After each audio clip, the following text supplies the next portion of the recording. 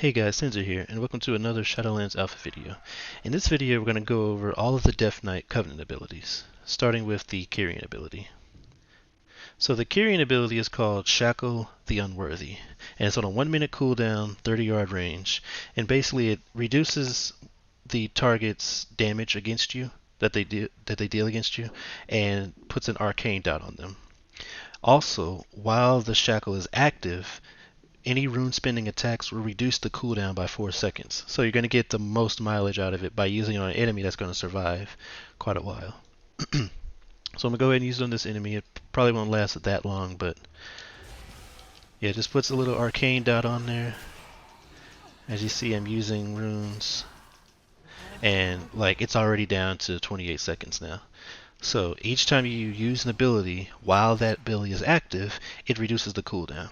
So it's actually a pretty nice ability. The dot itself isn't that much, but um, in like boss fights, especially for tanks, you can have a pretty constant 5% damage reduction on.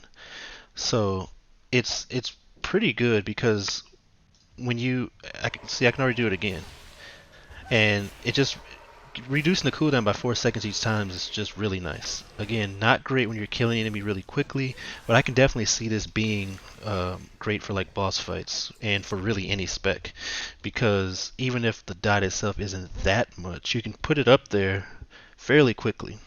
Will it be the best damaging one? I don't know. Probably not. I do think it'll be pretty good for tank just because you can keep up that 5%, pretty quickly. I mean, pretty often. And it's not that cool looking of an ability, but it's not bad. If I happen to pick Kyrian, I wouldn't be upset with this ability. All right, for the Night Fade ability for Death Knight, we have Death's Due. Now, Death's Due replaces Death and Decay. However, right now there's a bug, at least in Torghast. If you go in with one spec, it'll replace that spec's Death and Decay with Death's Due. But if you switch to another spec, then you won't have Death's Due anymore. You have the old Death and Decay. But besides that, it works kind of like Death and Decay, where it's an ability that you put on the ground. So you select it and you just put it where you want. And it does damage over 10 seconds to all enemies in the area. And the enemies in that area will deal 1% reduced damage to you, up to a maximum of 15%. But not only that, the power from that is transferred to you as strength. So um, basically, you can get up to 15% strength added to you when this is over. And while you remain in the area, your Scourge Strike will hit all enemies near the target. Now, I don't know if it's supposed to change. It always says Scourge Strike, but obviously as a Frost Death Knight, you don't have Scourge Strike, so I feel like either the ability is not quite finished yet, or there's just some bugs in the text. But we'll go ahead and show you what it looks like.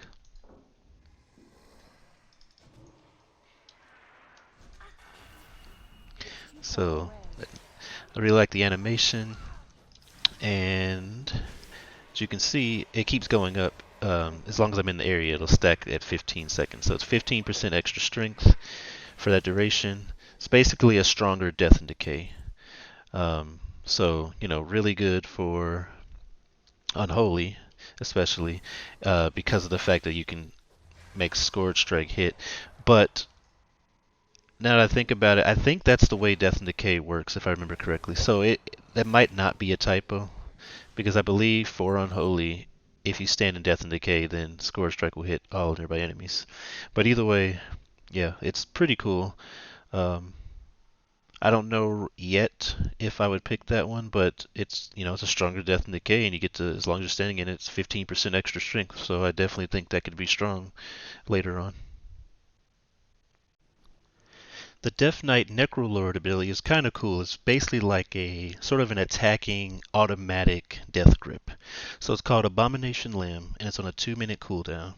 And when you use it for 12 seconds, every 2 seconds it'll deal shadow damage, and then to all nearby enemies, and then pulls an enemy to your location if they're further than 8 yards. So I'm going to go ahead and pop it now. You see this extra limb, it's kind of creepy. And then like every 2 seconds it'll go in. See, pulls them in if they're further away. So yeah, it's basically like an automatic death grip that happens, and it does damage. I definitely see this being very good for blood DKs. Um, 12 seconds isn't that long, but it is nice because it sort of lets you go into battle, and it's like if you don't have the the one talent, I forgot what it was called, that pull, yeah, Gorfine's Grasp. Um, Although it seems like Orpheus Grasp is, I think that's baseline. But anyway, the point is, it allows you to save Gorfine's Grasp or a one of your death grips. If there's multiple people and you can't get them in, you just do Abomination Limb. Or even if you um, can pull them in, you can save it for later. Just pop Abomination Limb, go into battle, just make sure you get Threat on them, and it'll automatically just pull them if they're further than 8 yards from you every 2 seconds. So yeah, that's it's pretty cool. It does damage. I don't know, for a DPS how much damage this will be. I mean, it may not be. I would say it's probably not going to be the best damaging ability. Like the Night Fae one seemed pretty nice that replaced Death and Decay, but it's still a pretty cool ability. And I think again, definitely good for blood DKs. And now we come to the Venthyr Covenant ability for Death Knights, which overall, I, I have to say that I'm almost 100% going Venthyr for Death Knight, but I'll go over that in a little bit. First, let's go over the ability. Swarming Mist is costs 1 rune and it's on a 1 minute cooldown, and it increases your dodge rate by 10% for 8 seconds. And the mist that's around you will deal shadow damage every second to enemies within 10 yards. And every time it does damage, you gain 3 runic power up to a maximum of 15 runic power. So just based on how many enemies are in there, you could, if you're in a big group, then you can get 15 runic power basically um, every time it does damage. So this is actually really good. It's on a 1 minute cooldown, and it looks really cool. And it works, great for any spec. The dodge is great for blood, and of course, getting runic power is always good.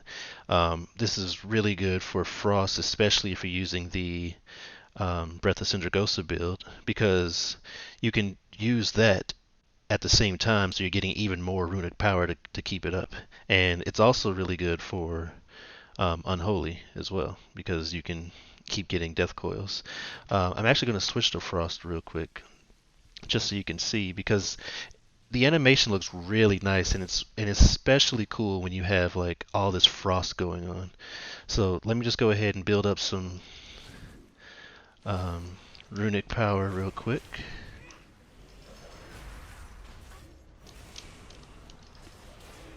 And you just see, oh, wrong one. There we go. All this blood and frost everywhere, and yeah, as you can see, it just keeps getting, like, if you as long as you're within combat, like, you can just keep going, and it lasts for so long. Now, of course, I didn't do that pull really great, but yeah, you can keep up your Breath of Sindragosa as Frost pretty long. Um, Again, it's only for 8 seconds that it does that, but that's 8 seconds of just, extra runic power that you can keep. And again, for Unholy, it's also useful because you can get more death coils. It's just really nice, and it's such a cool animation. And now I usually don't talk about the extra, the general abilities that everybody gets.